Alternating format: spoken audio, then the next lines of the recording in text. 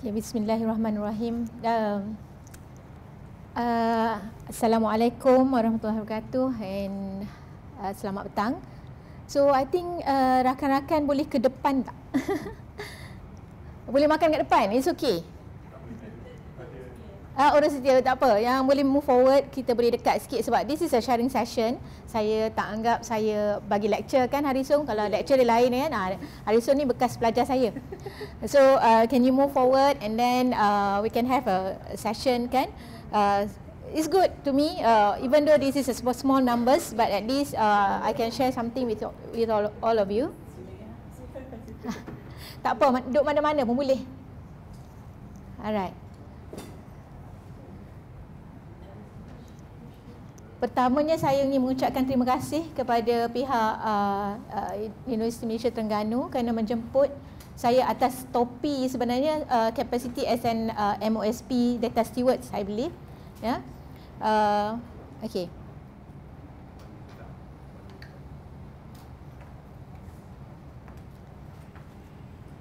Kalau dapat ke depan, kita dekat sikit sebab tak ramai. Okey. Bos nak keluar dah Bos nak keluar dah? Tak lagi. Alright. Okay So last week I went to UTM, University Technology University Technology Melaka Technical Melaka, and I giving a talks about data analytics and to the librarian, and very interesting sharing session. And for your information, they even actually dia tak pernah dengar pun mengenai dia ada dengar-dengar tapi tak pernah terfikir untuk UTM buat embark to the open science. I'm happy to see universiti yang jauh, kita nampak dari geographical area-nya jauh lah, tapi dah bermula untuk ke arah open science, to accept the open science movement. And I think few years this year, dalam pertengahan tahun ini, saya dijemput juga ke Universiti Malaysia Kelantan untuk memberi taklimat mengenai open science, Dan Universiti Malaysia Kelantan juga berminat untuk ke arah open science. Alright. So looking at the title just now kan, I actually when I look at the title, it seems like all of you know what is research data management. Betul ke? Tahu tak agaknya kalau saya tanya lah kan, tiba-tiba je cikgu tanya, RDM tu apa? Simple question lagi, research data lah. Research data tu apa? I tak nak tanya Harisum sebab dia dah pergi I punya, dia attend I punya workshop few times. Ada siapa boleh jawab? Kalau kata siapa daripada, ada dari RMC? Ada research officer kat sini? Ada? What is research data? Alamak, kesian, baru datang, bag tak letak lagi. It's okay. Okay, ada from library knows about what is research data before I talk about research data management. Ada tak yang tahu? Hari-hari bermain dengan research data. Okay, research data ini ialah data yang terhasil, yang terhasil daripada kajian dijalankan oleh penyelidik. Dan data ini adalah raw data. Bukan bermaksud data yang terhasil daripada penyelidik adalah data, contohnya dia punya apa kita kata, slide, ataupun data-data dia punya publication. Itu data publication. Itu bukan research data. Dan konsep ini kena jelas. What is research data must be clear. If not, nanti you all campak semua benda dalam repository. Semalam, tengah hari yesterday, I give you a talk 5 hours dengan data stewards, advanced training to the data stewards about metadata. For the librarian, I believe that you know what is metadata, right? Metadata apa? Metadata. Librarian kalau tak tahu, malu. Librarian lah nak tanya, librarian. Ada data library ada tak? Ni Harisum ada sini. Ada. Metadata apa? Simple sangat Okey, data betul lah. Konsepnya macam itulah, data about data, Tapi itulah bila kita faham data about data tu, maknanya you terangkan apa data itu. Bila menerangkan data, perlulah data tu jelas. Ya? Explanationnya kena clear, must be comprehensive, must be accurate. Unfortunately, apa yang terhasil adalah sebaliknya. Okay, kita tak nak nanti UMT pun membuat kesilapan yang sama, ya, menyediakan data yang tidak dikenali sebagai research data. Dan cara pentafsiran dan pengolahan dan juga penceritaan terhadap data itu tidak dapat dijelaskan dengan terperinci. Okay, that's why before you begin, because since you are very new, so I think that is good, good start. Buat benchmarking. Buat tanda aras dengan pergi ke beberapa universiti dan melihat sendiri apa yang telah mereka buat dan apa challenges yang berlaku. Okay, so basically when we talk about research data, research data management, ia refers to the organisation of the documents, means that on how you organize the data that you have received, from the researchers, and how you store that data. And the most important is not only sharing, but after that there is a word reusability. Itu dia dipanggil dalam open science. When you talk about open science, the most important is not about the data itself, but how can the data be reusable. Kalau tak reusable, tak payah share lah. Kalau data itu tak boleh diguna pakai semula, so what point? What is the importance of sharing that information? It's just a purpose of people to look at the data, and then it's a matter of citation sahaja without reusability. Alright, so that's the main point. And use the research project. It involved the application of systematic process, to make sure that the data, the integrity of the data, security, accessibility must be fulfilled. These are the things. So maknanya bila you buat salah satu proses itu kena jelas. Must be clear in term of that. So the most important later on how you start, you begin your research data management. Alright. So it is also a strategy in an organisation roadmap. Ini yang nak buat ni, roadmap kan dekat dalam your university. Okay, nak memastikan semua orang memahami apa itu open science, menerima. Sebab open science ni kalau I rasa mungkin dah dengar daripada Prof. Abrizah pagi tadi dan juga Prof. Saadah dulu kan, open science is a movement, satu gerakan macam zaman komunis tau. Satu gerakan yang pastinya ramai yang menolak daripada menerima. Right? People said that, why I need to share my data? This is my data. Okay, I remember Prof. Saadah said to the researcher kan, yes, this is your data, but who give money to you? Agak kasar sikit kan bunyi dia bila bab duit ni kan. But that's the truth, right? Data ini datang daripada, research data datang daripada grant. We are talking about data from grant. So, grant data dari grant adalah tertakluk kepada pemberi dana tersebut. Okay, alright. So, that's why kita perlukan penerangan ataupun kita perlu expose our researcher, our academician about the importance of this research, the open science. Okay, so research data must be explained to everyone. So developing a comprehensive research data management strategy is a crucial and need to be more effective. Kalau tidak, you buat saja roadmap, you buat awareness, but end up tak ada siapa pun yang akan submit the data. Ini berlaku even di UM sendiri. Fakulti saya sendiri ada 14 department, and I'm handle for my faculty because I'm also data stewards. So bila kita handle, kita tahu hanya jabatan 1-2 jabatan saja yang willing to submit the data, the research data. Okay, but majority said, kenapa I nak bagi dekat you? I dah banyak kerja dah. Tapi kalau dia nampak the benefit of giving us the research data, apa dia dapat in term of pertamanya visibility lah, and then citation. Pada UM citation telah dikira akan bermula tahun ini, citation dijadikan KPI untuk kenaikan pangkat. Dan untuk naik kepada contohnya, kalau saya nak naik profesor, selepas ini saya memerlukan 110 citation kalau tak salah saya, atau 100 citation. Okay, so citation become the most important, ya. Dia dah baru sahaja, thank you, baru sahaja benda ini diluluskan dan telah bermula pada 1 Oktober yang lepas. Okay, so kenaikan pangkat semakin makin I rasa semakin sukar lah untuk di Universiti Malaya, tapi mungkin di U lain harapnya janganlah mengambil langkah yang sama, ya. Okey, sebab mungkin ada justifikasi sendirilah kenapa UM nak sebegitu, dan kami pula willing.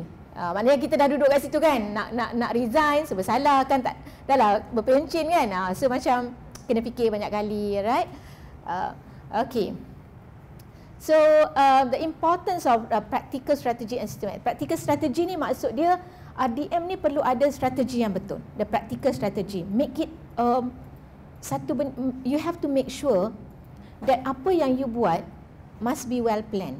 You tak boleh ini yang akan belajar daripada apa yang berlaku oleh your sister lah, ya, your sister and brother yang dah memulakan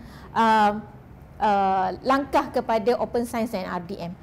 Ada yang mula daripada atas, top to down. Ada yang mula daripada down to up. Ya, for example, like Universiti Malaya, we got our mandate from the top to down. Means that our TNCPI give a mandate to the team. Yeah, we create an alliance group. So in the alliance group, kita mulakan dengan discussion and then develop the policy and so on. But kalau you tengok example like USM, dia struggle sikit. Dia mula dari library. Sebab kita dekat sana kita ada Dr. Kamal, kita ada Ikhwan, a few of them tu memang aktif lah kalau siapa yang mengenali mereka. Dan mereka tu juga adalah anak-anak didik daripada Universiti Malaya, daripada our department. So mereka sangat kita nampaklah dia punya proactive towards the open science, yeah. And then they also invited many speakers, international speakers, to give a talk, to give awareness about this. So there are two ways lah. Tapi kalau kita nampak yang lebih cantiknya, yang lebih moleknya bila top to down. Sebabnya bajet tu nak dapat daripada atas ke bawah. Kalau you daripada bawah ke atas, bajet tu macam nak kena convince yang atas tu kan. Nak kena convince sampai you dapat bajet. Tapi library, mungkin library Terengganu banyak duit. Tak ada isu dah tak? Okay, boleh proceed lah. Tapi kami pun banyak projek. That's why last year we do RDM training. 4 days RDM training is under my department. Itu pakai duit department. Kebetulan sebab dia punya data steward, main data steward kita daripada department, so I'm from the department, so I'm head of department, so bolehlah I luluskan bajet tu. Jadi kalau tidak memang tak lepas. Okay, so and then we need also a systematic process. Systematic process ni kena well structured. You have to know what are the process involved, ya. Sebab kebanyakan when I go through yesterday, kebanyakan library memang kebanyakan university memang jam. Ada proses yang tidak dijalankan dengan betul. Ya, because most of them have lack of knowledge, I can see. Knowledge about the research cycle tu. Ya, the research cycle. Alright. So what RDM in practice? Sebenarnya bila when we look at the practices, ini yang asas. Asasnya sebelum you mulakan nak masuk kepada nak start the RDM, you want to start the research data management, you nak bangunkan satu repository. Dalam repository, bila kita cakap repository ni mesti ada satu governance-nya. Dalam tu mesti ada siapa person in charge, kan? Siapa kita punya alliance, means that the stakeholders, what are their roles, ya? Apa dan siapa pula stakeholder yang bertanggungjawab selain daripada TNCPI. Ya, ini yang masuknya library lah, masuklah RMC, masuklah daripada IT division dan sebagainya. So they should be integrated. Tapi persoalan pertama, apa yang you nak depositkan? This is the questions. Kalau I cakap data open science Open Science nak embark dekat UMT. Soalan pertama, apa yang you nak openkan? This is the first questions. Apa yang berlaku sekarang, Malaysia, dekat Malaysia ni, gelombang dia pergi dekat research data. Sebab itu you nampak RDM. Sebenarnya kalau I cakap open science, it can be all kind of data. It's not about research data. Tapi disebabkan nampak sekarang yang memegang terajunya ialah UA, Universiti Awam, yang juga ataupun research data, research university. So, dia cakaplah mengenai research data. Tapi kalau ada orang tanya I, boleh tak I nak buat data lain? You rasa? Boleh kan? So, sebab is open, kita cakap open science ni open data, open access, anything. We are not talking about research data. Tapi sebab itu permulaan, kita kena tanya dulu, that university want to focus on what? For example, like macam memang kita nak cakap research data. Sebab kita nampak research data is our asset. Asset yang tersimpan dalam folder setiap pensyarah dan juga researcher. Same thing lah dengan I pun. Dalam folder I tak share. Okay, so you have, the first step is you have to identify the type of data that been collected. Kena tahu dulu. Kalau you nak bawa research data, apa research data yang you nak tengok. Okay.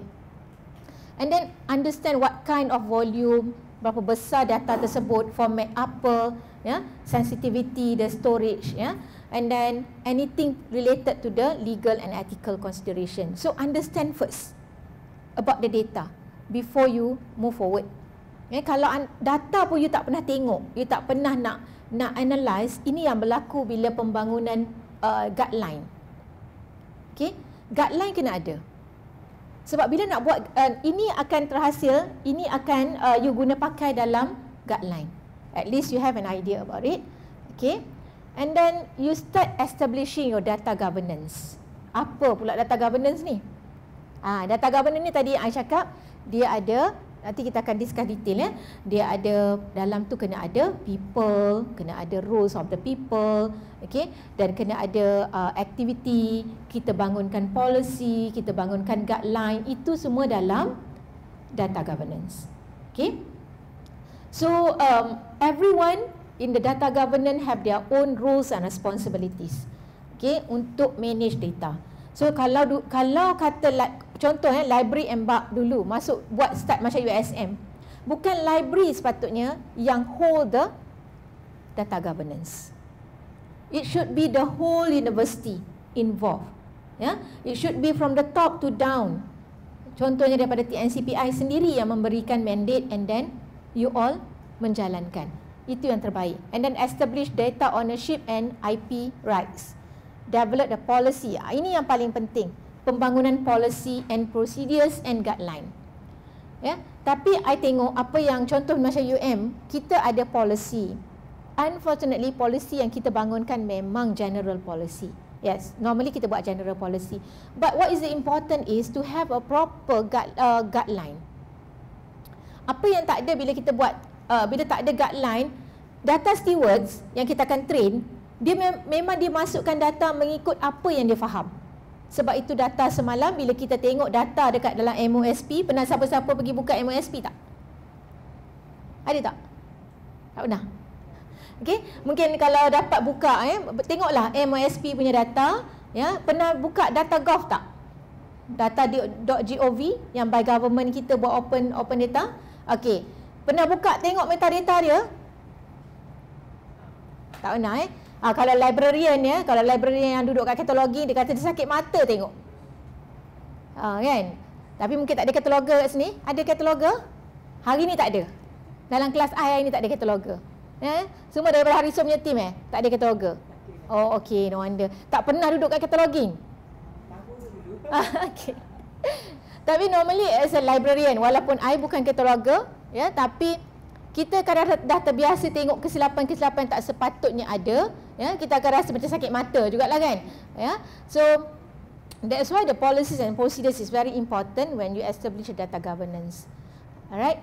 Next, this is what Puan Harisul told me just now about the infrastructure and tools, asking me about this. But actually the right person who can talk about this is Dr. Liu.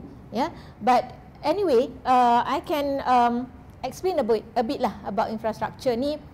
Okay, whatever infrastructure, whatever repository you plan to, you rasa macam you plan to use, make sure it should be, I can say that it can be cater for the whole data that you have, the whole set of data coming from this different discipline. Okay, kalau dekat dalam UMT, disiplin yang major apa? Major disiplin. Subjek lah, major subjek. Apa kat sini? Disiplin. Marine. So maknanya marine dalam 40%, around that.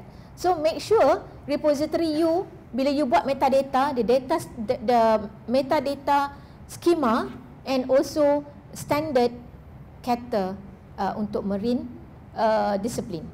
It's very important. You kena cari lagi apa metadata element dalam tu. Okay, so maknanya dalam pembangunan infrastruktur kena duduk together with the data stewards. I dimaklumkan UMT belum ada data stewards. Kan? Selalu terpinggir kan? Kita dah train. Sebab saya sendiri adalah trainer kepada data steward. Kita dah hasilkan 216 kot saya rasa. Prof Rizal mention tak? 200 plus data stewards. Mungkin tak termasuklah agaknya UMT. Lepas ni kita harap ada data stewards daripada UMT, sebab I nampak very young, young librarian, majority librarian very young. Okay, so you are our future, you are our future. We hope that you can bring something to our library. Okay, secara jujurnya saya cakap memang betul profession kita semakin semakin tidak tertonjol di mata KPT. Tapi it is our task now to bring back our roles, our task, and show to the KPT that we can do. And we have to expand. We are no longer sitting at the back to buat kerja cataloging, but we can do more. Kan? So this is what we want lah. Kalau tidak, lama-lama nanti anak-anak kita mungkin tak akan jadi librarian dah macam kita, ataupun diambil pos kita oleh yang lain. Seperti juga dalam UM, chief librariannya sudah bukan lagi librarian. Dan ini mungkin bakal berlaku di tempat-tempat lain. Sebab bila UM saja mula, U lain akan ikut. Kalau dulu kita ada jusasi, mungkin inilah yang terakhir jusasi memegang daripada library. Dia akan kekal hanya sampai 52 atau 54. Ini satu trend yang telah dibawa dan kita cuba mempertahankan, tapi seakan seperti semakin gagal untuk mempertahankannya. Okey, dan inilah yang kita tak nak berlaku. Yang kita tak nak kerusi kita sebab chief librarian kita diambil oleh orang lain. I tak tahulah, mungkin UMT masih lagi itulah dia kata gelombang tu akan datang tapi lambat sedikit. Tapi kita harap sebelum sampai perubahan telah berlaku. Kita harapkan yang itu. Alright. Oh, dah jauh dah. So maknanya infrastructure and tools is important. Nanti kita boleh discuss detail kalau ada pertanyaan daripada tim, daripada rakan-rakan. And then next steps is about data documentation and metadata. You ada data, you ada infrastructure. Okay, tapi macam mana nak susun data ni? How to organize the data? Then to organize the data, you need to have DMP, Data Management Plan. Dalam Data Management Plan kena ada data documentation. Data kena ada metadata. Sama dia konsep ni kalau you tengok sama macam cataloging. You ada buku, okay, you ada LMS, Library Management System. Tapi macam mana orang nak access kalau tidak di-organize? So people couldn't access your data. So you have to create a standardized documentation and metadata for your data. Kalau I tengok semalam, kalau ada yang dah buka MASP, dalam tu cuma ada, kalau I tengok metadata ada identifier, ada author, ada title, ada setengah ada subjek, ada setengah tak ada subjek. Ada subjek yang ambil je daripada title letak kat dalam subjek. Ada juga berlaku tiada abstract, tiada description. So kalau kita tengok pada metadata yang sebegitu, is it metadata? Bukan kan? Kita rasa macam metadata ke benda ni? Dia tak describe langsung cerita dalam tu. Ni cerita apa sebenarnya benda Allah ni? Kan? Kita tertanya, what is it? Right? So we want, actually the metadata should describe in detail what type. Ya? Contoh, I nak buka data itu, I kena tahu I nak buka guna apa ni? What kind of file? This file ni, is it file file CSV ke? Is it file for untuk image? Is it an image ke? So this thing must be properly. Okay, so that's why untuk memastikan dia itu lengkap, perlu ada standard. Apa itu standard? Kalau dalam metadata, okay, kalau biasa dengan familiar, I tanya, what is the difference between metadata schema dengan metadata standard?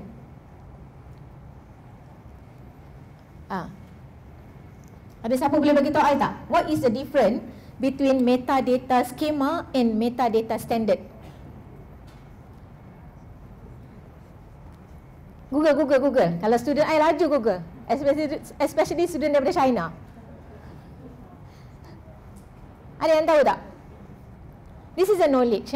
Ini knowledge kita lah sebagai librarian. What is the difference between metadata standard and metadata schema? Dah Google? Bagi tahu I. Lagi advance tanya ChatGPT.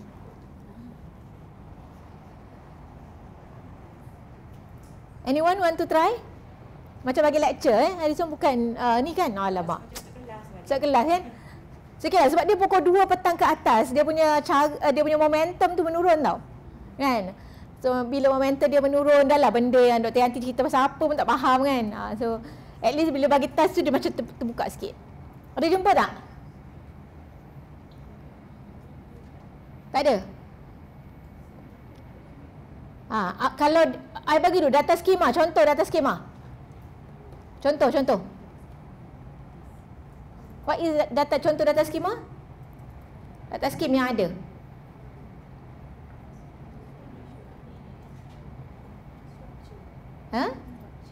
Structure, memang semua data perlu di structure. Okey.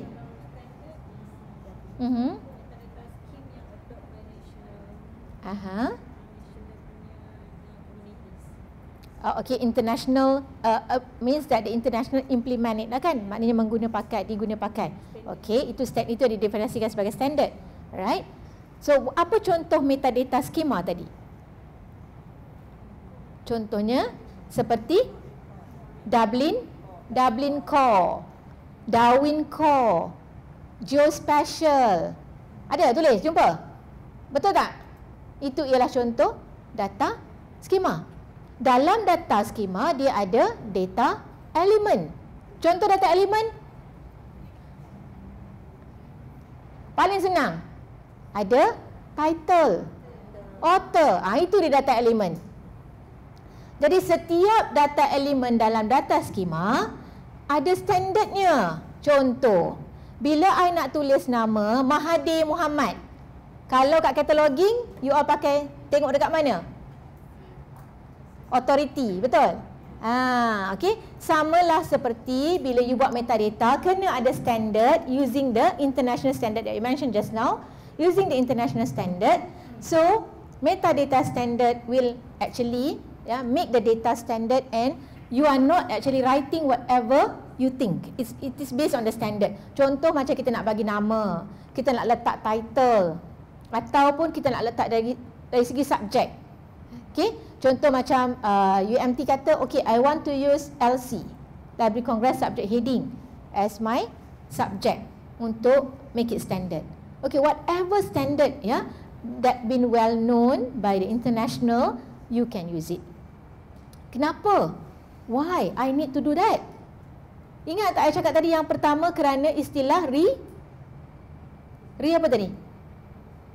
Reusability. Kalau tak ada sebab reusability, tak payahlah. Sharing tadi, sharing. Kenapa you biasa buat guna ni tak, copy cataloging? Kenapa boleh buat copy cataloging? Kerana standard. Sama, boleh baca, boleh map. Pakai Z39.50. Tak tahulah sekarang pakai tidak. Macam tu. Okay, so The standard documentation itu yang membuatkan kita boleh baca ataupun import data. So it must be clearly stated in your data documentation, okay, and you must also have every data that you collect, you must understand properly. Sebab itu before begin, mungkin later when you embark to the RDM, when you sit down with the researcher, you are required to ask them about their research proposal. Because I know for the data stewards, I'm talking about data steward maknanya the whole, for the data stewards, memang mereka tak faham, they don't know about the research done by the researcher.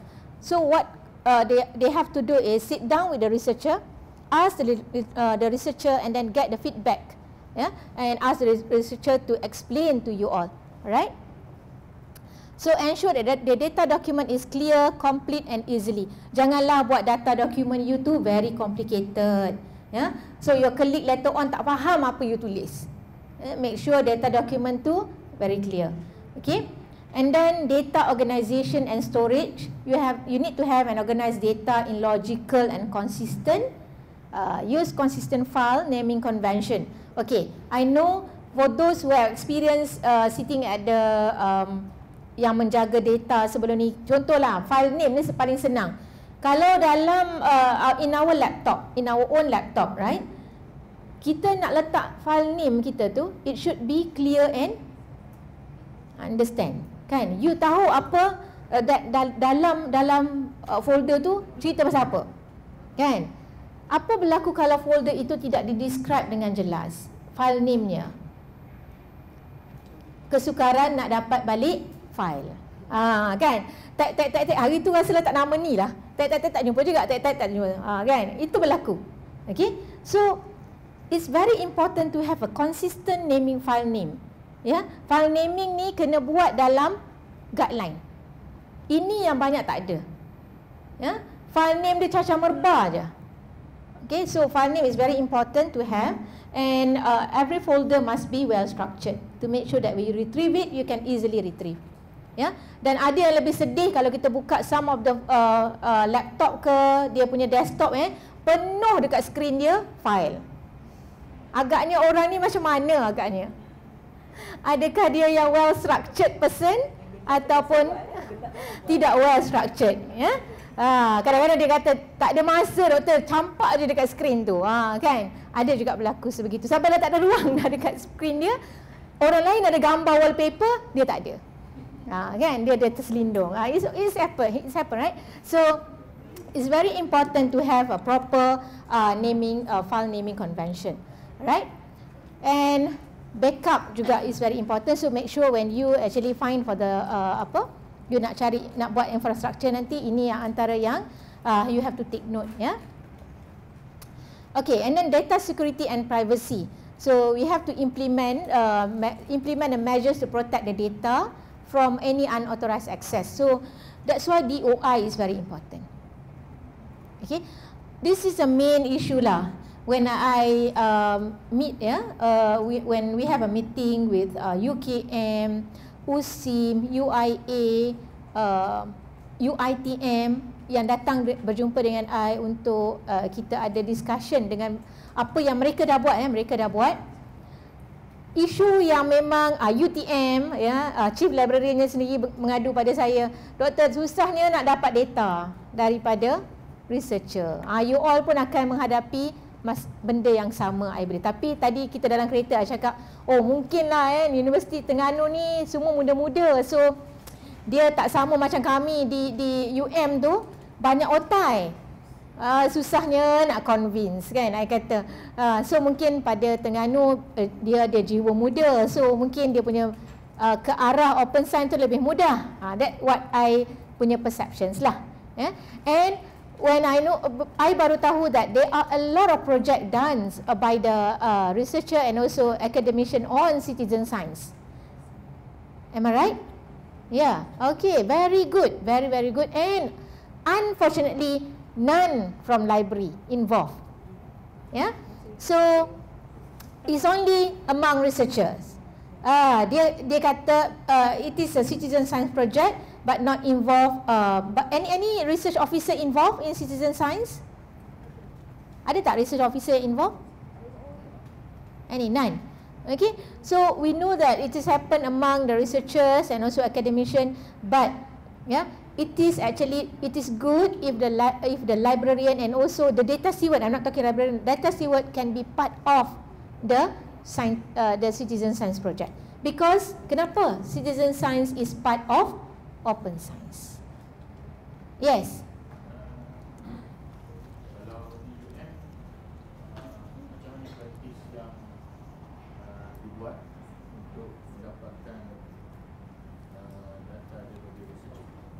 Okay, good question. Daripada bawah ke atas ataupun daripada atas ke bawah?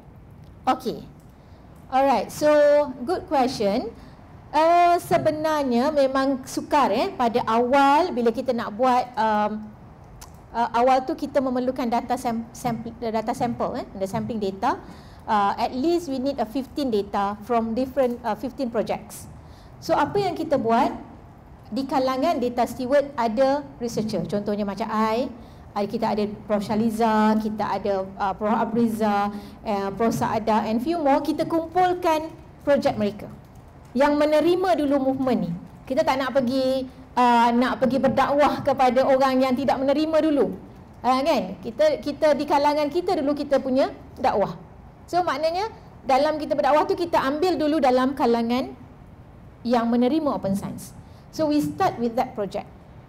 So at that time we have almost around 10 to 15 data.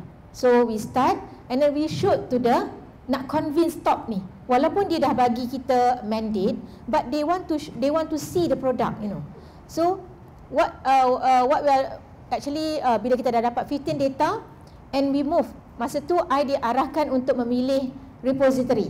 Sama dia nak guna Sikan ke, nak guna DSpace ke, nak guna Dataverse. And then bila I buat perbandingan, I told the bahagian PTM and suruh mereka guna DSpace.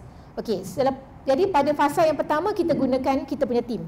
Okay, and then the next steps is kita tunjukkan outputnya. Kemudian apa yang kami buat seterusnya ialah meletakkan syarat dalam policy. Polisi mengatakan wajib siapa yang dapat grant wajib submit research data, raw data mereka kepada UM Open Science, UMOS. Adakah selepas research dijalankan ataupun semasa dijalankan? Okey, itu dalam saya punya slide sekejap lagi. Okey. So dia ada dalam fasa DMP, dalam nanti I show you. Dia ada dalam 3 fasa, sama ada beginning means that hari ni pengumuman keluar FRJS, ni senarai pemenangnya. Yang winner dia keluar. So winner tu you tangkap dulu. So winner yang kata 5 dapat tu, you have to meet them. So approach them sebab dia wajib bagi mereka yang mana dah dapat tu wajib. So dia memang kena ada. So kita minta proposal dia dan start data steward kena follow.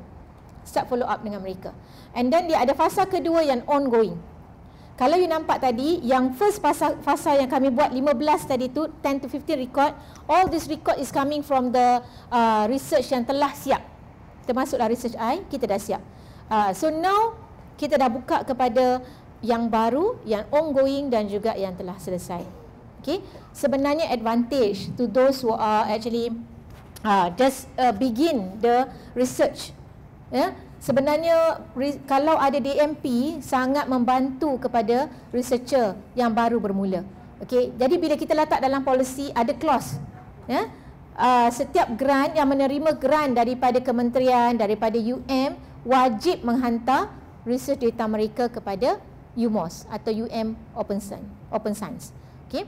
Tapi ada soalan bagus daripada I remember daripada UKM tanya. Tapi itu dalam polisi je kan, kalau tak ikut dia apa kan? Very good questions lah kan. So, bila dia trigger sebegitu, kita nampak, okey, perlu ada satu benda lagi yang diletakkan. Contohnya, jadikan ia sebagai KPI untuk mereka. Kalau dia nak dapatkan, untuk syarat dia setiap kali dia hantar projek report, kena maklumkan dia telah hantar kepada UMOS. Kalau tak hantar, kita assume report dia tak complete. That's another way. So kena lihatlah cara tu macam mana kita nak manipulate agar research data itu kita dapat juga daripada researcher.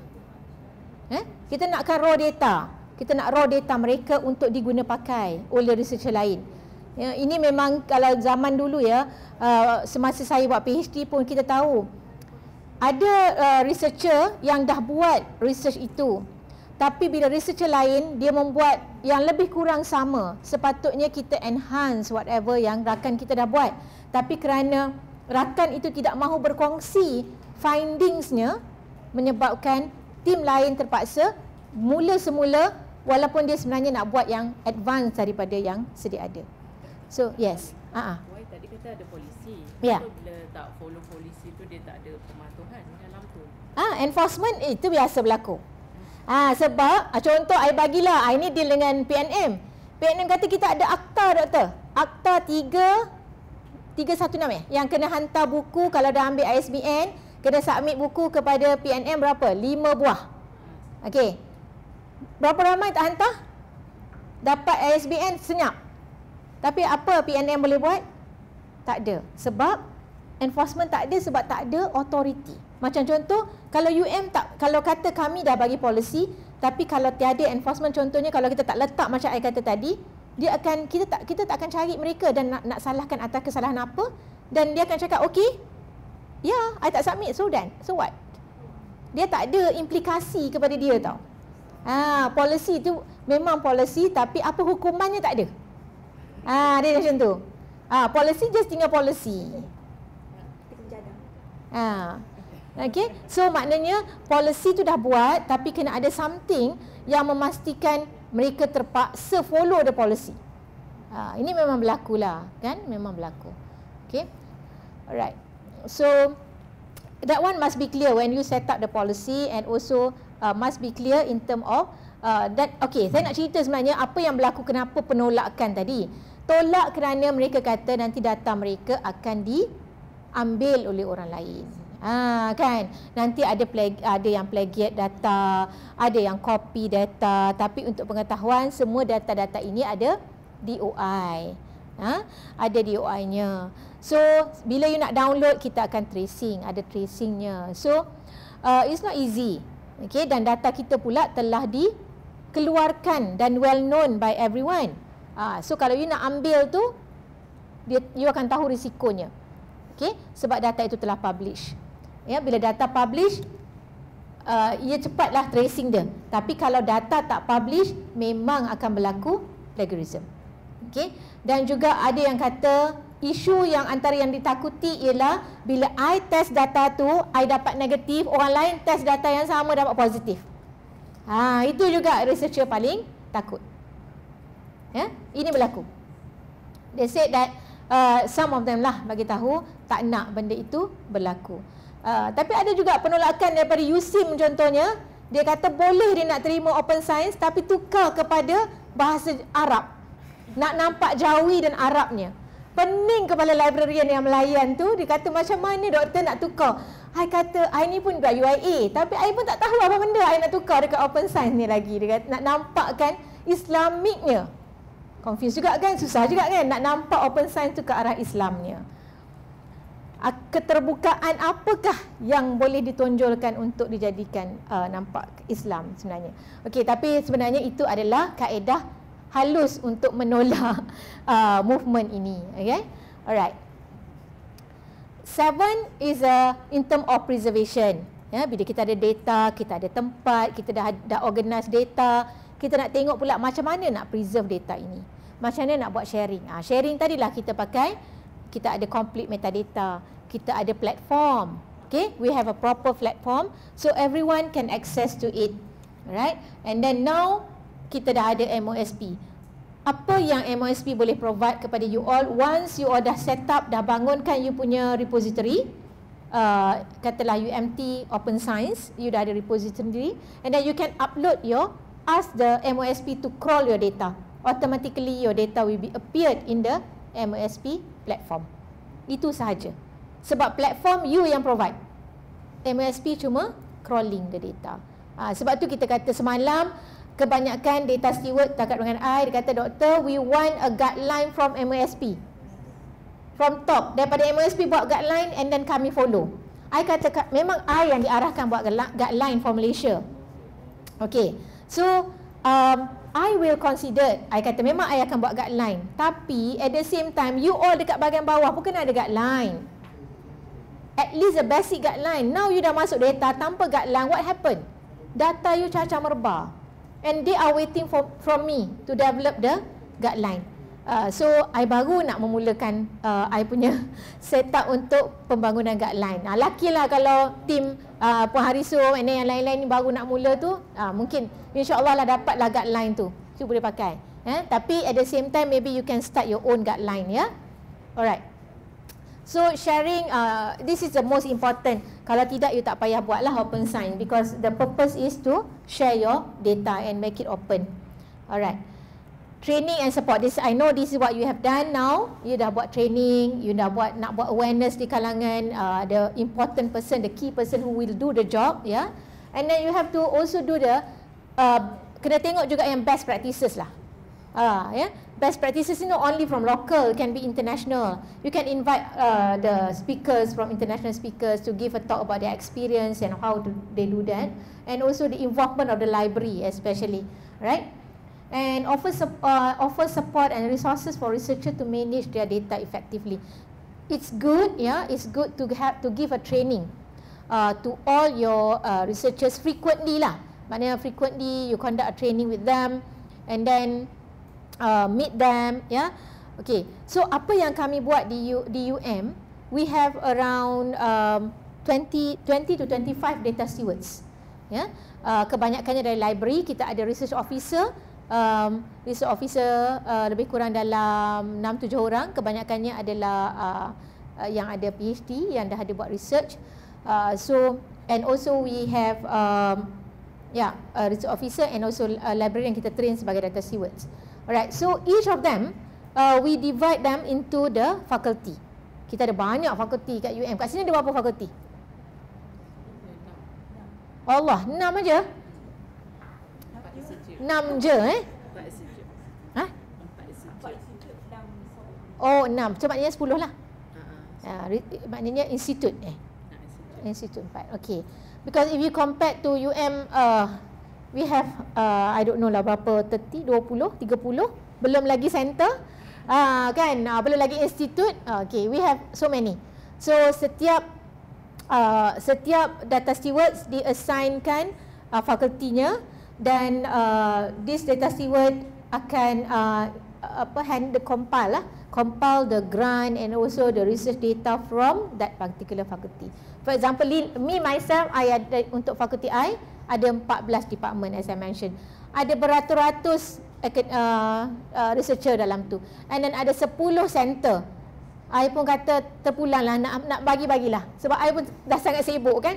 Tapi my team kata, no doctor, we have to go down and getting the research data from them. So what we did is, kita buat hari open day juga di fakulti. Kita duduk sana 4-5 hari, invite them, ask them to come, bring their data, and we do it together. Ini yang kita buat lah untuk kita punya researcher. So, and then at the same time we train them. We train them on how to do that, yeah, guide them, and especially kita show. We have to show them that what is the advantage of submitting their data at the Open Science.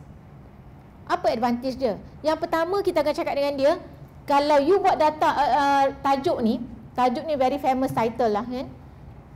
Kalau you lambat, mungkin orang lain ambil. Ini paling basic lah kan. Tapi normally kita punya research tak sama. Tapi kalau you rasa you want to be the first, who actually do this project, or maybe you are the one, the first who do this kind of innovation, so you want to show to the world. So this is the best platform, right? So you can tell them. So you want also to foster the culture of data sharing and collaboration. This is the lacking part lah. This is the lacking part where most of the data owner, they don't want to share, they don't want to give, to collaborate. because of the time and so on. And then monitoring and evaluation. You have to regularly access to the effectiveness of your RDM strategy. Always look back at what you have in your strategy, your method, your policy. Look back, and also you have to scrutinize if there is a need to do that. And then you also need to get a feedback from your researcher. The feedback from your researcher is very important to improve your research, your strategy. Memang kalau kita permulaan mungkin strategi kita tak tepat, we have to improve it. This is what happen in UM also. Kita nampak banyak mazhab sebenarnya, macam-macam mazhab, tapi apa yang kita nak yang bersesuaian dengan the tailored to your needs. It must be tailored to your needs. Okay. And then review, final step is review and update. You have to be update with the new technology. Especially when you want to do analysis lah. When you want to do the analysis. Sebab bila buat masa ini, I can see that most of the university who move to the open science, they are not looking at the data matrix. Dia tak tengok how to measure the data, how to measure the research data. They are looking at they are focused more on how to preserve the data rather than to come up with the statistic, the data matrix and so on. Okay, any questions about RDM practices tadi? Itu tadi yang kita praktiskan lah, apa yang kita buat. Okay, no questions? Can I move to RDM process? Ada? Tak ada soalan? Okay. Yes. Okay, good. Okay, good. Nak tanya lah, macam UM punya dah start lah kan untuk Yes. data ni. Dari segi the audience for the data tu macam mana? Maksudnya User, you mean? User. Oh, okay. The user actually is coming from the researcher itself, and also researcher involve our students lah, PhD students. So they are using the data as part of their research. Yes, exactly. So like macam secondary data. Yes, Macam yes, analysis buat. yes. Contoh biodiversity data. Contoh biodiversity data, katalah dia ambil, kita ada banyak sampling, data sampel yang daripada yang contohnya data-data tentang pokok, So data ini ialah data set yang diguna pakai untuk mereka testing pula dalam dia punya kajian. Okay? Ada isu-isu tak? Maksudnya yang timbul after that to the researcher who provide the data, and then macam macam dekat tadi kan, macam bila dia test, I mean positif, lepas tu orang lain pakai jadi lain pula. Okay. So far we don't have that issue. So far kita tak ada isu itu. So far okay lah, kita nampak tak ada lagi isu yang mana kita terima daripada user yang telling us about this kind of issues. Most of them using this data untuk reusable je. Dia bukan testing semula. Dia reuse untuk to do something else for their project. Maksudnya macam sebab saya tak biasa. Okay. Saya macam kalau SPS data tu raw data yang kita bagi. Oh, Yes, exactly. repeat profile of the respondent. Yes. Is that Contoh I bagi simple ialah data you buat survey, your questionnaire tu, your instrument tu. Instrument tu you bagi. Okay, dan data tu bila you dah pull, katalah you dah collect data, you dah masuk dalam SPSS, data itu juga you share. Tapi bila you dah buat analysis, you dah run the SPSS, itu bukan lagi raw data. Sebab dia dah boleh keluar result. So tak panggil raw lagi. Okay?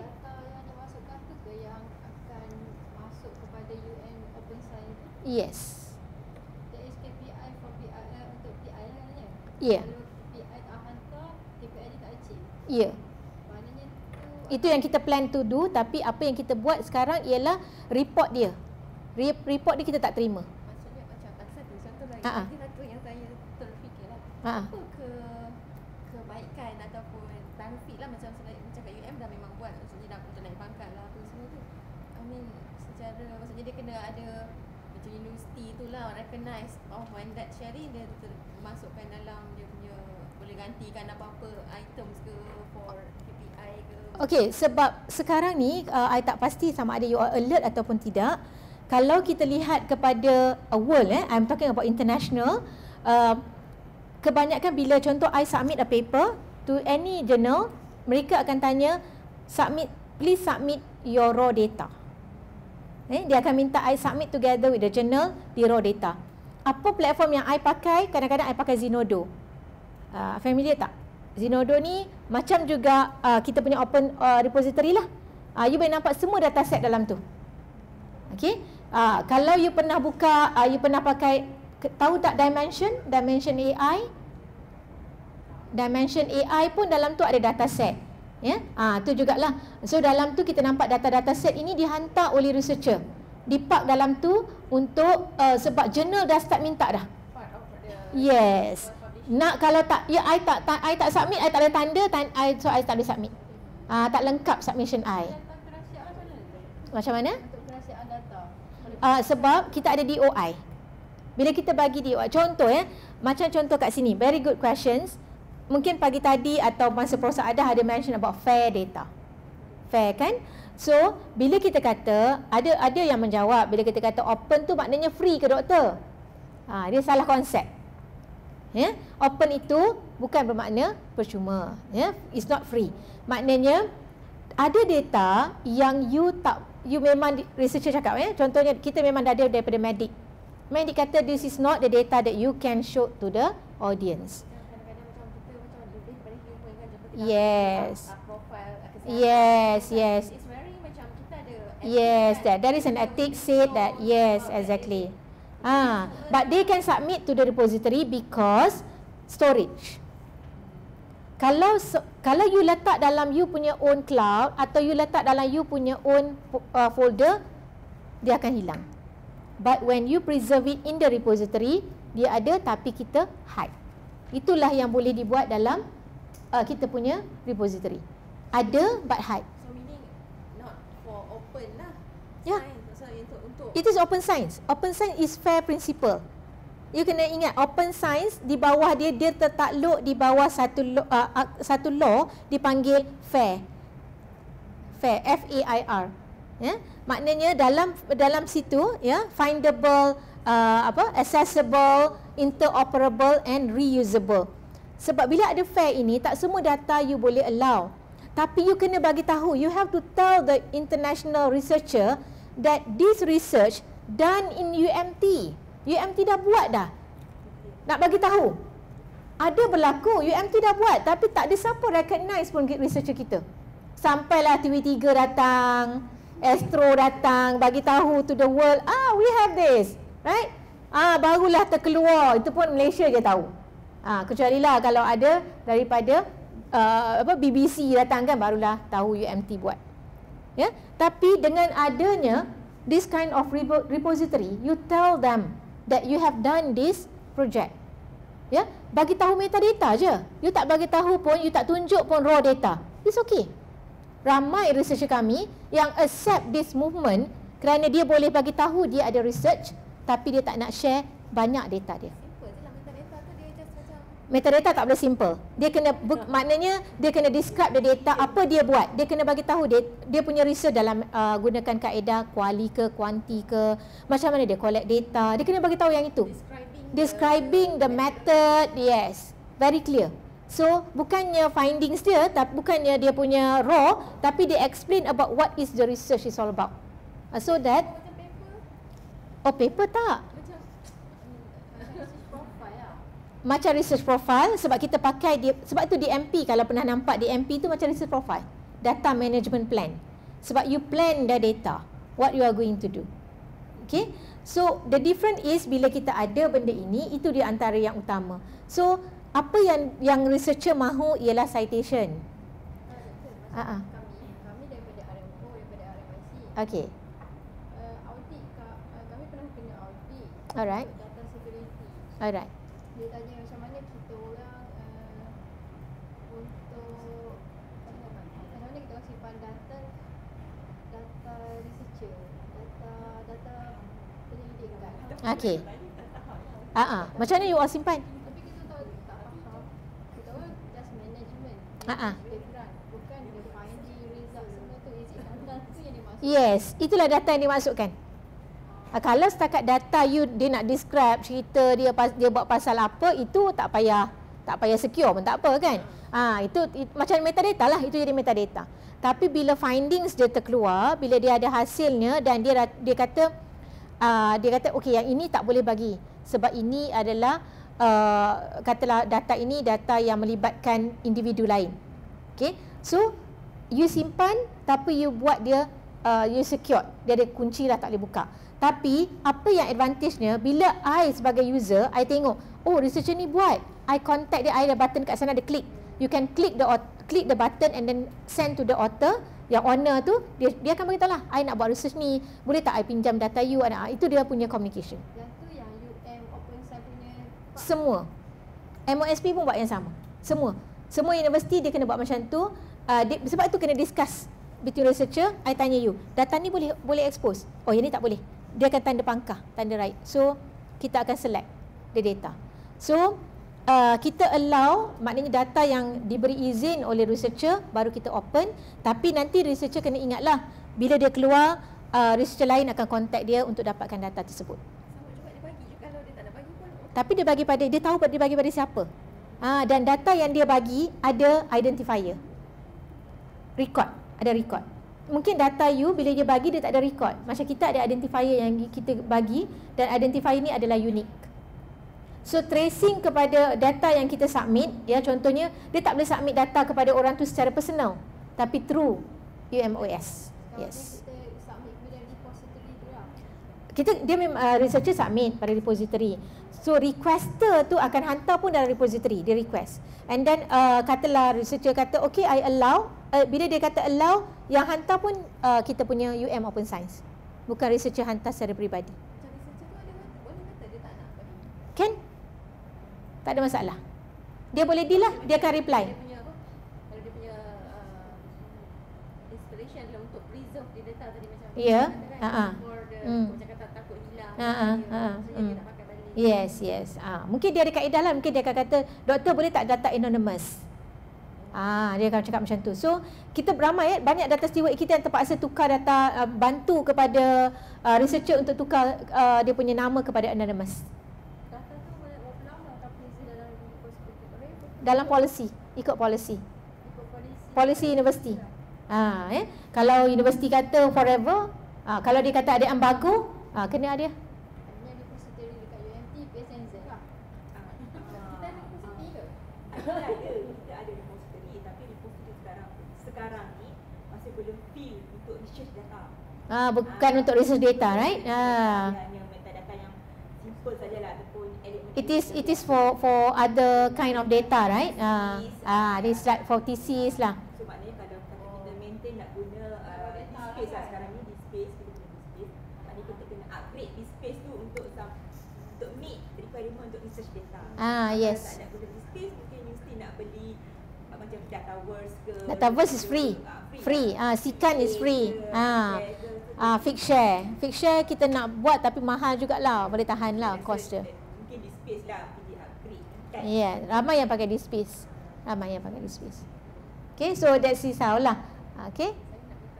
Tak apa, it's okay. Very good questions. Okay. So at least you all know lah, dapat idea sikit apa benda kan. Maknanya very good lah. Sebab bila dia tanya, dia masukkan tu ialah data yang apa tadi? Data yang raw tu sebenarnya. Kalau data asas tu mungkin tak ada apa sangat, boleh dikongsi kan data asas kan. Alright. So now can I move to RDM process? Right. So these are the things when we talk about RDM, dia ada RDM research data life cycle lah. Okay. We start by planning, collecting, process until the reusable. Okay. So managing research data, particularly during the planning stages, it should be start at the planning stage. When you start the work, when you publish your research, as you approach the end of the project. So means that everything should be start at the planning part. So you have to have a very proper planning and a good planning, to make sure that you achieve the main objective, right? So how data is managed depends on the type of data involved. So look at the data itself. If you want to focus on research data, so you have to know on the research data life cycle. So basically, these are the questions posted asked by one of the participants just now about the level of the project. So project can be we cater for the 3 phase lah tadi. From the maknanya the starting phase means that you didn't start your project yet, yeah, and then the middle, yang ongoing, and then the project that been done, yeah. So terpulang kepada UMT, adakah nak mulakan dulu dengan projek yang telah siap untuk nampak dulu dia punya output, ya.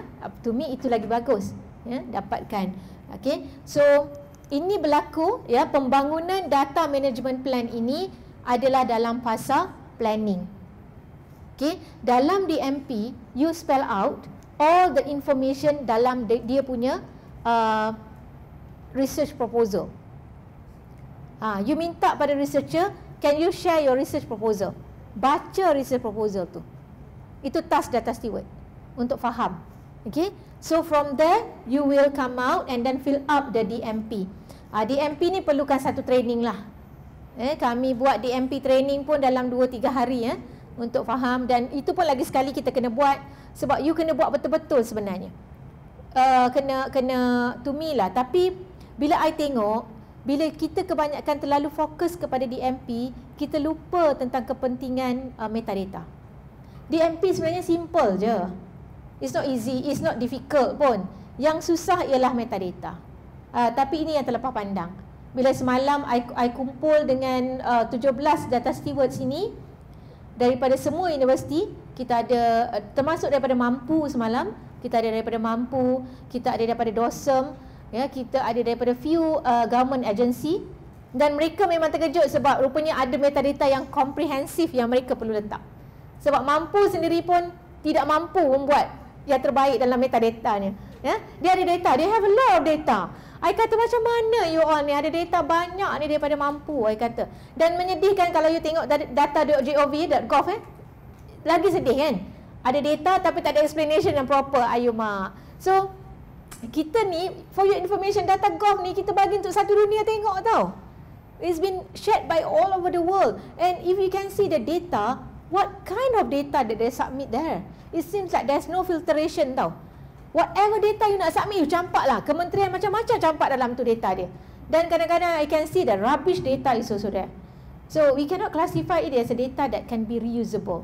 Yeah? But this is the main concept that you have to know. The data sometimes kan ada berlaku dia jadikan repository kita sebagai tempat storage. It's also wrong. Yeah? You have to be careful. Later when your data expanded until trillion kan, you dah tak boleh nak control data dah. So masa tu you akan tapis. Tapi dah terlambat lah. Sebab dalam data you banyak sampah daripada data yang betul. Okay, so from beginning you have to. Itu yang berlaku di USM yang semalam Ikhwan told me, doktor, kami kalau dia hantar data, contoh dia bagi slide ke apa, semua kami reject. Dia memang simply reject. Dia bagi kami graph, kami tolak. It is in the policy stated. So memang data steward ada right to reject. Sebab kalau tidak, doktor, dalam tempat kami nanti akan ada banyak data yang tak guna. It's very clear. Okay, so the same thing kalau you become research officer ke, so you know data apa yang boleh diguna pakai. Kan ada tak semua data tu reusable kan? Right? Kadang-kadang data dia punya data dia tengah menyangkul pun dihantar. Ada juga berlaku kan? So this is not the reusable data. Alright, so in the process, we have to know about data management plan. This is the phase where we come out. That's why kita kata di MP2 penting sebab dia berada di awal. We start with the first phase. Okay. And then DMP is the document address requirement and practices for managing the project data. It involves a code and documentation throughout the life cycle. So this is the initial planning. Sebab tu I kata kalau you punya untuk data researcher, ya, dia dapat grant, dia dah start duduk dengan you sebagai data steward, dia memang bijak. Sebab dia tahu sepanjang journey dia buat research, data steward ni akan tolong dia. Itu kalau researcher yang bijak. Kalau dia nak take the opportunity, they say that okay, this is the best opportunity because the data steward akan bantu dia the research tu from the beginning until the end.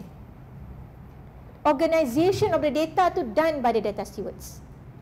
So this is the benefit. But tapi kalau yang faham the concept, ya, and then it outline the data management strategies in the project, ya, on how to strategize the data, especially the project, and making plan on how will you collect, document and organize. So sebab itu, bila once the researcher, once the data steward involved in the research project, ya, later dia akan turun padang untuk do the project together with the researcher. This is the spirit.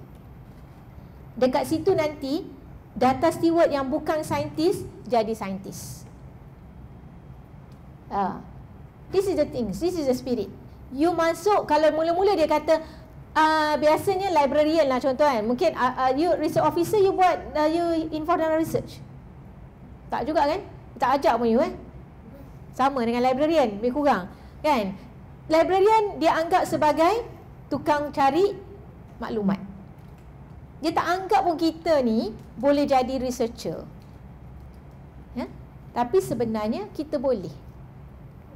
Cuma kita sanggup dengan tak sanggup. Kebanyakan librarian kata, saya ada banyak kerja doktor. Kerja dekat meja saya tu bertimbun, buku backlog banyak, kan? Ini memang biasalah kita dengar. Even research officer pun kata, saya dah kerja management dah doktor, saya tak buat dah research ni, kan? Nama je research officer. Sebab I pun ada jumpa dengan research officer mana, UTM, dekat UTM lah, Universiti Melaka kan, teknikal tu. Masuk juga dalam I punya data analytic punya kelas, training. Dia kata, saya ni research officer doktor, tapi saya tak buat dah benda-benda semua. Saya duduk kerja buat pengurusan je, dia kata. Memang dah tak involve sangat, dia kata. Okay, it is actually happen lah, bukan dekat UMT je kan.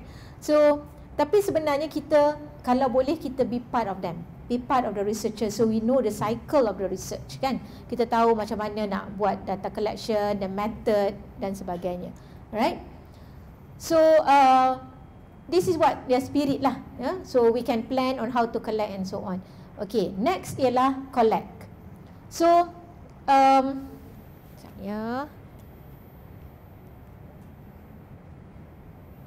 okay. So next is the collect data. So collect data ni kita nak tengok macam mana kita nak collect data. Apa jenis data yang you want to collect? What in term of format, the type and the volume, and then how, ya. Why we want it? To analyze or to quality assurance, when is it during the research cycle, and then how, ya, in term of macam mana nak dapatkan data itu. Nak dapat data tu kena dah tahu what kind of methodology we want to use, through observation ke, experimental ke. Inilah semalam yang I terangkan jenis-jenis data. Kalau data kuanti, apa data? Kita tanya RO. Data kuanti contohnya research officer. Contoh data kuantitatif.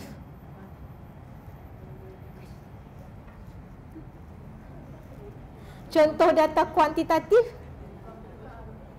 Bukan RO. Tadi RO dah tukar dah. You are librarian? No. Pegawai takbir. Okay. So any RO here? RO dah keluar. Okay, librarian. Contoh kuantitatif data. Library selalu buat data from questionnaire, data statistik kan. Okay, so itu data kuantitatif lah kan, biasanya dalam bentuk numbering. Right. Kalau data kualitatif, data interview kan. So when you conduct interview, ada transkripnya, the data you transcribe the interview, and then observation, when you do observation you record kan. This data kualitatif. And then you also ada notes kan, you buat notes kat situ bila you observe. Ni my student selalu buat lah, dia observe, dia tulis apa yang dia nampak dalam notes dia. So this kind of thing is a data from kualitatif. Right? So this data lah yang kita nak, yang kita nak kumpulkan. Dan ada juga data daripada eksperimen data. Ni daripada sains, dia buat eksperimen, ya. Kadang-kadang ada juga data yang terhasil daripada simulasi, ya, simulation data. So this kind of data, this is how they actually collect the data. Okay, focus group, brainstorming. Alright.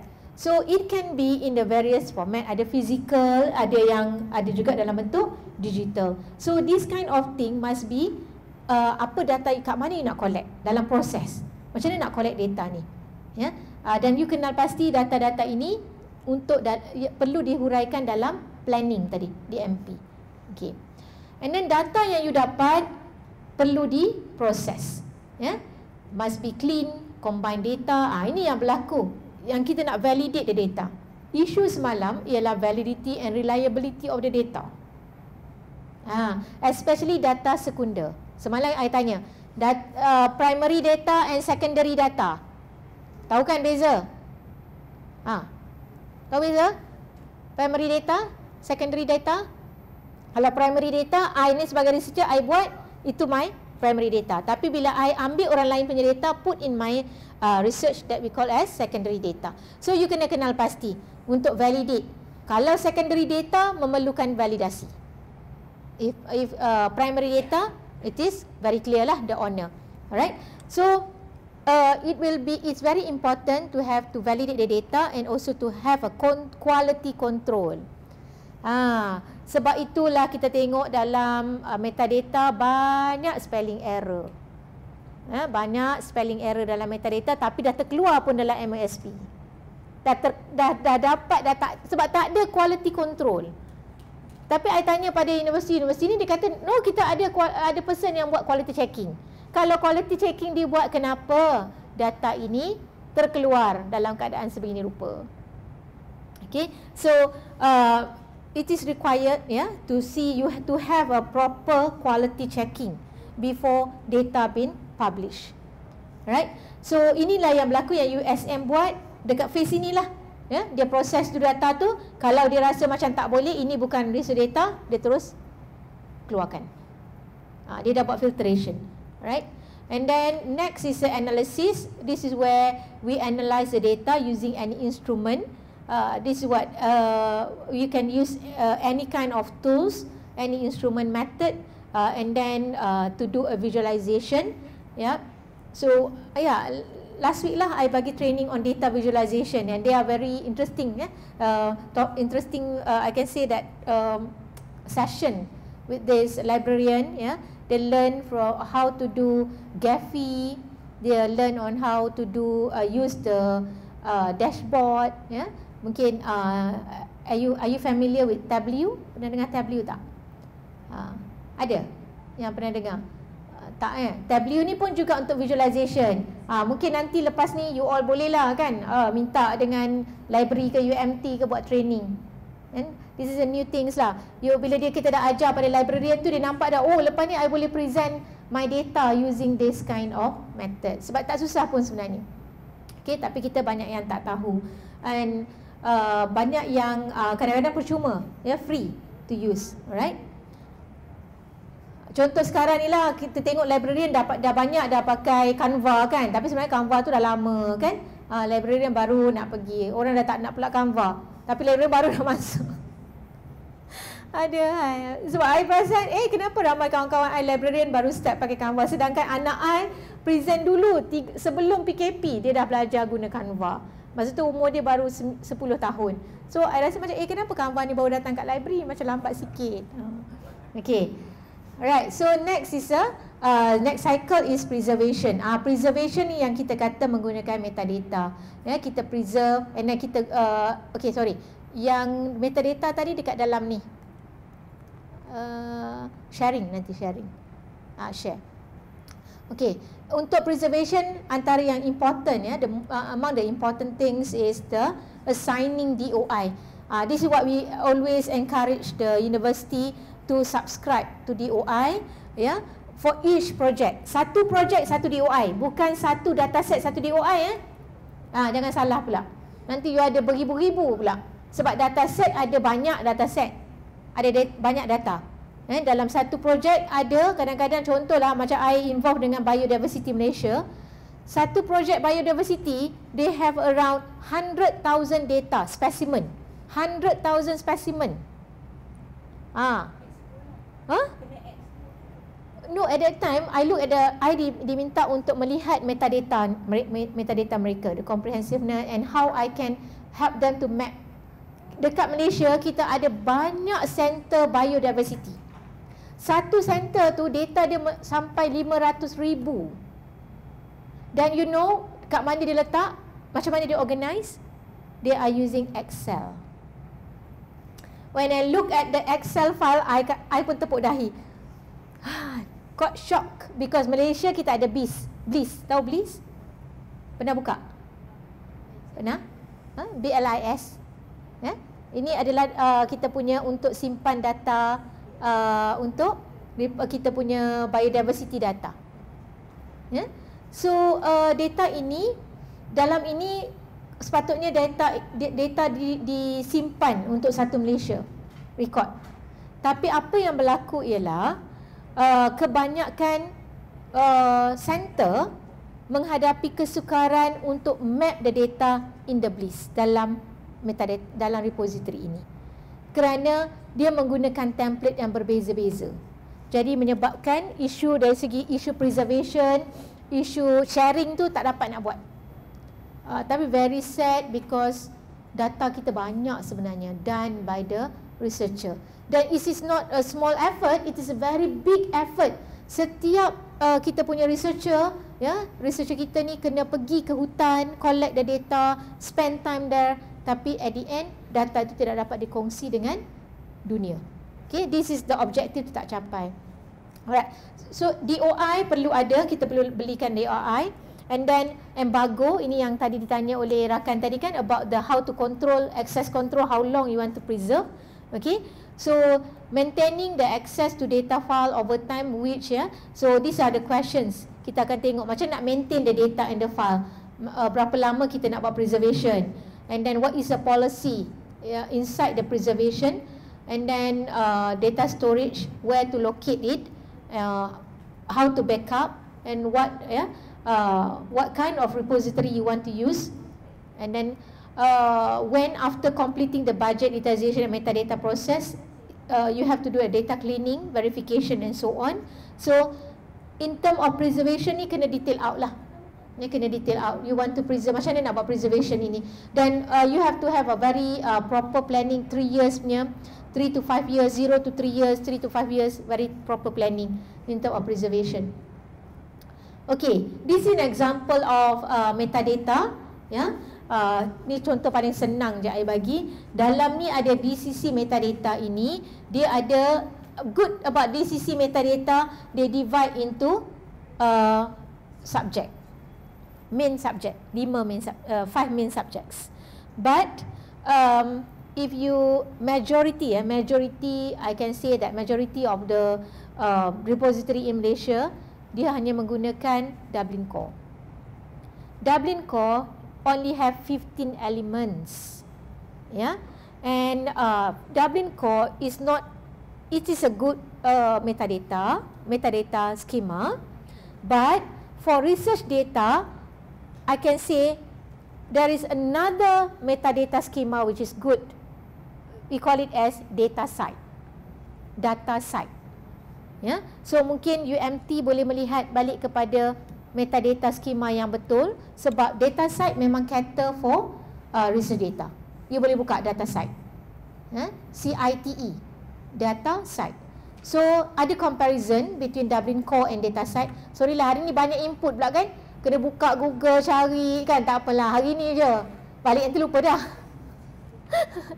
So dia tak praktis macam tu kan, dia tak praktis lah. So bila you tengok pada data site tu, you akan nampak dalam tu ada banyak lagi yang relevant lah, relevant to the research data. For example, kalau if you are using Dublin Core, dia tak ada untuk you tak boleh nak spell what method you are using. You cannot spell out macam mana you crawl the data. Tapi dengan data site you dapat. So tapi di sini dekat dalam ni dia ada elemen. Ingat tadi saya sebut elemen kan? Elemen tu boleh dapat detail dalam disiplin under the DCC metadata. Alright, sharing, you are using metadata you can share, and also sharing can be done through the platform, right? Using any software, okay. Okey, research data governance. Ini saya sebut tadi awal-awal. Kita perlu ada research data governance, ya, untuk what is research data governance sebenarnya? Data governance ni emerging or cross functional management program that treat data as an enterprise asset. Sebab tu data governance perlu ada. Inilah yang akan mengatakan data adalah aset. A collection of corporate policy, standard, process. Bila I cakap saja, kalau you tak ingat apa-apa mengenai data governance, tak apa, definisi tak ingat, tapi ingat ni je. Oh, kalau data governance, I tahu. Data governance kan ada policy, standard, process, people and technology. Betul dah, dapat markah penuh. Betul, dapat 5 markah. Sebab dia punya key dia ni je. The data governance must have this kind of things done. Right? So, you answer the questions. And then it is a set of practical and practice of managing the availability, usability, integrity and security of the data. Okay, so how you want to make the data, organize the data usable, right? And then to do this, this is the objective lah kiranya. To achieve the objective, you must have the standard, the policy, people, process, and technology, right? So this thing will be done ataupun achieved through this. Okay. Any question tak so far? Lupa pula nak tanya. Ada soalan? Oh, fahamlah ke? Boleh lah. Okay. Governance ni, dia akan overlap tak dengan governance open science? Contohnya UMT nak buat satu governance dia. Okay. Dia akan overlap tak dengan data governance? Alright, good questions. It's actually, there's no question on research data. The data governance is about the data governance for the university punya data governance from the top. Maknanya data governance is open science data governance. RDM tu di bawah tu dalam data. So sorry, research data governance dia besar tau. Research data management, ya. Yeah? Okay. Tapi bila kita cakap sekarang ini RDM di bawah open science. Okay, so open science jadi umbrella. So usually university dia tak cakap RDM, dia akan kata kita embark to the open science. Okay, di bawah open science dia ada RDM. Okay, so dia ada RDM, dia ada open access. You all ada open access kan kat library. Ada open data, ada citizen science, bawah umbrella tu. So bila dia ada RDM, so bila dia data itu perlu digovern. Tapi governance tu datang daripada atas. Okay, dia involve nanti, mungkin dia akan involve macam kami. Kita ada dalam alliance tu one from the coordinator, yeah, and then representative from dia ada alliance tu memang itu adalah top person lah, top management. And then dalam tu juga ada wakil, sebab I also dalam alliance dalam bersama dengan TNCPI, Prof Abrizah also in the team, and Prof Saadah and so on dalam tim itu. Dan kita ada juga bawah ni data steward, leader of the data steward, and also stakeholder from the library. Kita ada library, RMC, PTM. Ini dalam tim tu. So actually that alliance dalam the governance tu dia besar. So dalam governance tu lah kita spell out apa peranan library. What is the role of library? What is the role of PTM? PTM buat apa? So dekat situ kita spell out. Itu sebab tu ada perkataan yang ini. Apa tadi? Ni. People and also the roles. People. So people tu buat kerja apa? Proses tu dalam what we are going to do. Technology infrastructure lah. Right? So good questions ya. Sebenarnya dia di atas. You have to do it before. So kalau tak ada ni yang susah. Kalau ada setengah universiti dia buat tu, dia punya komponen dalam dia punya data governance librarian je semua. Sebab library buat. Tu yang berlaku di USIM. USIM datang dekat I memang struggle lah. USIM memang they are very work hard. They work hard. Memang semangat tim-tim USIM ni. Budak-budak muda dalam tu. Turun padang, bergaduh dengan lecturer. Semata-mata nak suruh lecturer juga submit. Sebab dia nak memastikan open science dia menjadi reality. Itulah ustaz-ustaz tu minta tu. Suruh tukar nama. Alright. Okay, then this is the, when we talk about data governance, ada tadi I cakapkan, kita ada policy, procedures and rules. So all this we call it as a process, and also we have a people. So people ni we explain about the structure, the rules, responsibility, decision right. So we have this actually to achieve the goal of the data quality, consolidation and standard, because this group of people and also process will come up and develop the policy and procedure. So remember, not a one size fit all program. So it depends. You can actually do a benchmarking, meet the other university, go to other university, do a benchmarking. But at the end, you have to set up your own, because your objective is different. Kan objektif you dengan objektif universiti lain tu tak sama. Okay, alright. So it will be, you have to match with your culture, your program, okay, your curriculum, university curriculum, your strength. Kalau kata tadi dekat sini dia lebih kepada marine, so takkan sama dengan UM kan. UM ni lebih kepada engineering, medical, science, itu yang strong. Okay, so this is the type of data governance rule that a policy should include. We can have a data quality integrity, data access, data usage, data integration and data security. Okay, so all this policy must be spelled out, very clear. Especially kan bila data access, siapa yang boleh access, you boleh pecahkan lah, gunakan ini sebagai header when you develop a policy. Maybe you can see an example, our example. I ada share, tak adalah. You boleh klik lah, UM policy, open science policy, you can get, it's free. You can boleh dapatkan kita punya UM policy. Alright, tapi to me policy tak cukup. Policy is not enough. We need a guideline. That's why bila I pergi pada I meet all the university yang dah buat, I bawa my own guideline. I have my own guideline yang I buat sendirilah. Sebab I kerap dipanggil untuk menjadi penilai, untuk menilai, doktor, I punya RDM ni dah, polisi RDM I ni dah cukup ke? Macam tu. Bila kena tanya sebegitu, I need to have a checklist. I have to have a proper checklist and also guideline. So I tengok pada checklist I tengok pada guideline. Ini adalah best practices tau. I tak guna UM punya, sebab UM pun tak capai tahap yang best practices tu. So I ambil best practices and then I compare dengan apa yang kita tengah buat. And then baru kita kata, okay, now you dah capai 20%, 30% daripada best practices. You need to improve on this part. Right? So this what this is what I've done to help lah, other university in term of to get improvement on this. Alright? So when you develop your policy, these are the things that you have to be considered to include in your policy. Alright, roles and responsibility. Okay, when you talk about RDM ni, the most important person is a data stewards lah.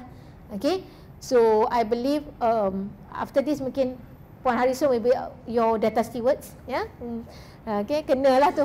And then few more others mungkin akan berjumpa dengan kami di MOSP to have a proper training on data steward, to be a data stewardship. Interesting sebenarnya if you involve in this, interesting. Now you can get a certificate saying that I am a data steward. I am a data steward. So this is a new position, new roles that you have, new skills. Alright, so data stewards sit in the middle. You should deal with the researcher and also the those who do the infrastructure. Okay, ini yang berlaku pada awal-awal the development of UM Open Science, UMOS. Data steward, we are sitting in the middle. We have Dr. Liu and team from DCC or from PTM, and we also have a researcher. We invite RMC and also the team. Okay, and data steward sitting in the middle. We try to understand both needs. Kita fahamkan research data ni macam mana, kita faham juga keperluan infrastructure. Sebab kita akan menjawab soalan daripada team infrastructure, dan we need to also to answer the questions given by the researcher.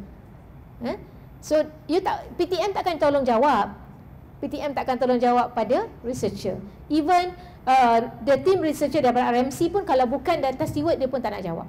So you have to understand. So you have to understand both. Okay, data steward in the governance ini kita kita involve in the researchers and data stewards, dia together to give a research and domain support. Okay. But for your information, in UM, data steward also involved in developing the policy. Okay, you can also see the guideline given by Malaysia ada guideline on open science. Boleh tengok? Pernah tengok? Malaysian Open Science Guideline. Okay, I involved dalam pembangunan Malaysian Open Science Guideline, but itu hanyalah secara general. Kalau kita tengok guideline, the Open Science, Malaysian Open Science Guideline, saya rasa dia buat bukan policy tapi guideline. Betul tak? Jumpa tak? Ada? So we developed this in semasa PKP. Kita embark to open science during the PKP tu, 2019. Yeah? And then okay, I nak tunjukkan satu journey by University, ni dah almost the end lah ni. Okay, by University Southampton. Okay, University Southampton ni memang antara yang kita boleh jadikan sebagai example, ya, best practices. Okay, it start the roadmap for 10 years in research data support services. It's not short period, long period, 10 years to actually bring the awareness, yeah, among the researchers to shoot them. And this is initial work conducted under they call it as JISC funded Institute Data Management Blueprint. This is one of their objective lah, the long term objective under the blueprint. So what they did is very interesting. None of our university in Malaysia start with this kind of method. They start with conducting a survey among researcher whether they accept or reject. Ini ni memang kalau I ada universiti pun I nak buat. So I kata because this is the best way. Sebab masa itulah you nak nampak. Many people say that I punya lecturer tak nak. Proof tak ada. Okay, it's good if you can start by conducting a survey to actually ask them in general questions lah. Do you have any grants? How many grants? And then are you willing to share your grants if it is secured? But you have to make sure that you said if it is secured, validate and so on. Is it okay if you can? Are you okay to share your data? If it is, you can, for example, like Open Science can ensure that your data will be under privacy. So all this you can ask them. Yeah, you can ask the researcher. So you can start with this, and then at that time they work with the faculty champion for input and collaboration.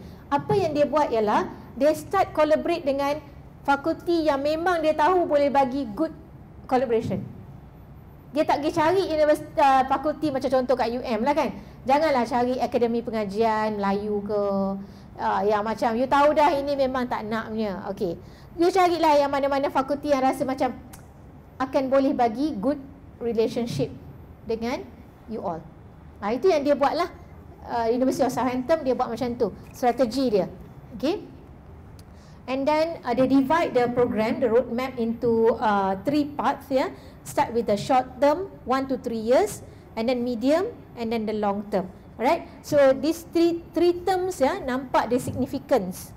Alright, so development policy infrastructure tu pada awal for 1 to 3 years, right, until the end you can see the benefit of realization and stable foundation. Okay, oops, my picture is not appeared there. Okay, so they got a high level commitment lah. They got a commitment from the Pro-VC, dia punya Vice Chancellor Research, macam kita ni lah kan. And then the steering group, they have their own steering group. In this UM also have our own RDM steering group.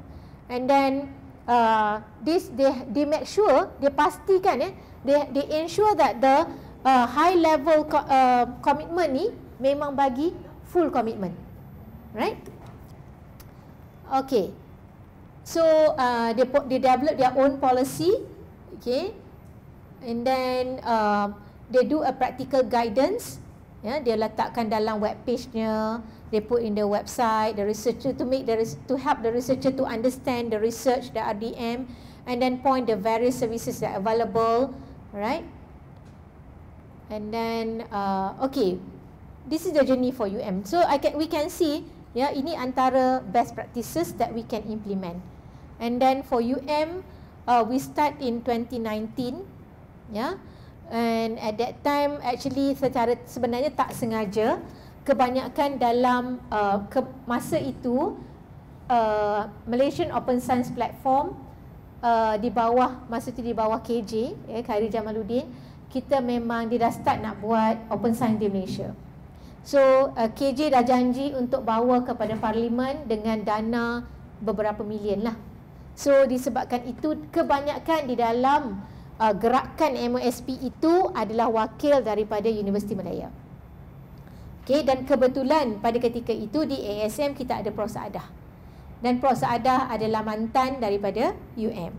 Right, so sebab itulah kebanyakan dalam MOSP Alliance Group tu adalah wakil-wakil dari UM. And then bila UM dah nampak ini, UM pun hantar, kita ada and then kita start dengan 12 data steward yang train, yang dapat training di luar negara.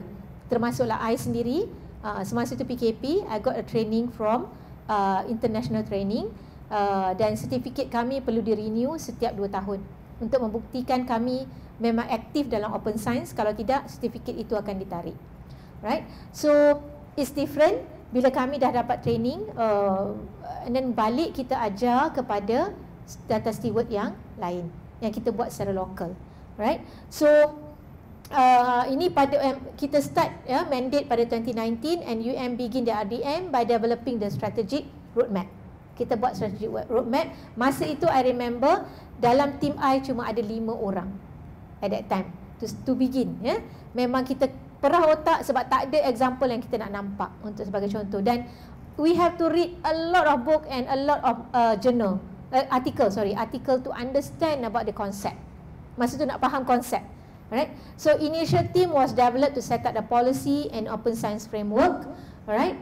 And then I remember we set up kita bangunkan data governance masa tu. Kita buat sendiri data governance, and I remember kami huraikan setiap roles and responsibility of people. Okay. And then Universiti Malaya recognize that research data is research output. So sebab itu kita dah, bila yang pertama kita dah recognize saja, kita tahu kita nak buat research data. So research data does not only support research finding and discovery, it also contribute to the scientific advancement. So bila kita dapat sahaja permission, kita terus melihat kepada apa yang kita boleh strengthen. Alright. So you all boleh buka kepada link ini untuk melihat kita punya policy. So kita punya RDM policy sebenarnya ini ialah UM policy, UM policy endorsed by in 10 September 2020. Okay, so this is a general policy. My mistake. So it is a general policy actually. Okay, this is the aim, okay, of this RDM policy. Alright. So requirement for research data for UM, kita perlukan ownership, DMP, the deposit, data sharing and retention. So masa ini semua dah berlaku pada awal-awal. Kita dah set dulu apa yang, sebab itu pada awal alliance dalam 5 tim I itu termasuklah wakil daripada PTM, Pusat Teknologi Maklumat. Okay, and then kita juga bahagikan kepada roles and responsibility of each. Ini adalah stakeholders yang berada dalam UM Open Science, dan sekarang ini dia bawa juga daripada jabatan. Sebab itulah jabatan kami telah berada di bawah UM Open Science. Kerana kebanyakan daripada bila kita turun untuk buat training ataupun dipanggil untuk bagi talks, kebanyakan yang datang daripada jabatan. Okay, alright. So this is infrastructure if you ask, So we have UM IT Center. Mungkin kalau betul-betul UMT nak buat, mungkin I boleh invite Dr. Liu to give a talk to the right person lah, yang memang understand, sebab nanti technical sangat.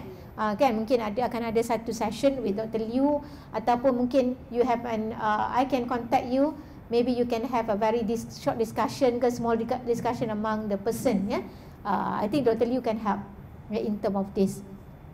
So and then we develop the DMP, and this is our DMP. We can share our DMP if you want. You nak copy, yang I rasa you ada juga yang letters, tapi yang letter kita ada improvement.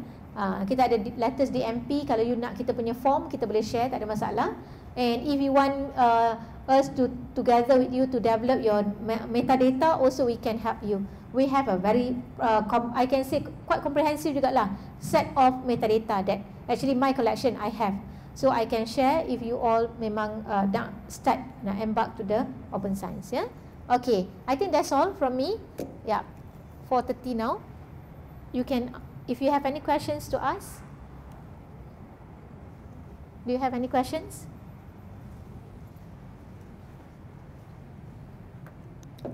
Ada soalan tak?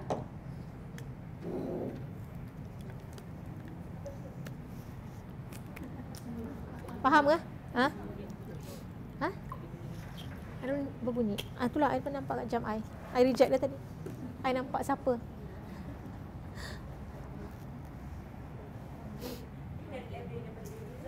Mana? Librarian. Oh, okay. Very young. Very young librarian. Okay lah. Berapa orang? How many of you librarian? Yang lain tu pegawai takbir daripada mana? Patutlah you kena train dari data steward. Of course. Yeah, you need at least 20 data stewards. 20 data stewards lah, train lah. Because sebab nanti requirement tu bila ni nak sebab kalau katalah university you very active kan. If your university is very active in doing a research and then grant banyak, RMC boleh tahulah how many grants. Cuba tanya dengan bahagian RMCU. Grant berapa banyak? Satu tahun kalau local grant, FRGS baru ni dapat berapa? Berapa orang dapat? 43. See? Banyak. So maknanya researcher, kalau data steward 20, satu data steward kena handle dua researcher, 2 projek. And then itu projek yang baru nak mula. Projek sedia ada banyak lagi tak? See? So ongoing project saja dah berapa ratus. This is for 1 year, right? 43 is for 1 year. So if you compile for 5 years, I don't know how many. So this is for, so that's why I said that you need 20 to 25 data steward. You have to train them. This is the first thing you need to do lah. Kalau betul-betul you nak continue kan, you dah dapat permission from the top management lah. But it is a good start lah. Sebab apa I kata, sebab banyak library dah buat. So you learn from them. Jangan hanya melihat kepada success story. Don't look at the success story lah. Look at what are the challenges that they are facing. Try not to do the same thing lah. Ada mistake that they have done, try not to do the same thing. Ya. Sebab apa I tengok, apa yang salah kadang-kadang ialah the data that you gathered. Data yang diambil tu bukan research data. Data yang diambil tu tak boleh reusable pun. Ada berlaku. Banyak.